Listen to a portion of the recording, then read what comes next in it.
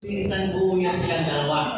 Pagkaas ng isa sa kanila, sumasabay din mga kapatid ko. Pero, kung ikaw'y masayahin, hindi makalapit ang lahat ng binanggit ko. Bakit? Ang taong masayahin, pinagpapala ni El Shaddai.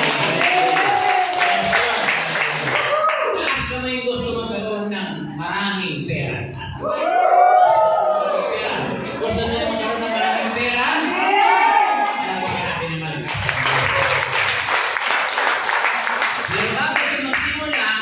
Limutin mo na katabi mo kaliwat kanan, kabitin mo, sabihin mo kapatid. Ikaw man, tamaan, ng minsay ito, tanggapin mo, katotohanan, upang palalayain ka ng Diyos. Sabi, ulitin mo, kalabitin mo na mas malakas, sabihin mo kapatid.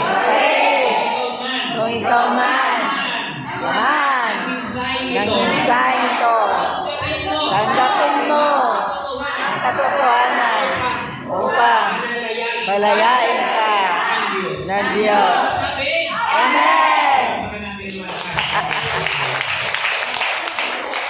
Alam ko maraming tatamaan ng mensahe ngayon. At alam ko rin na maraming magagalit sa akin ngayon. Bakit? Alam mo ba pag nagdating tungkol sa pag-ibigay, maraming nagre-react mga kapatid ko. Pero ang katotohanan, sa pagbibigay nakatago ang biyaya ng Diyos. Amen!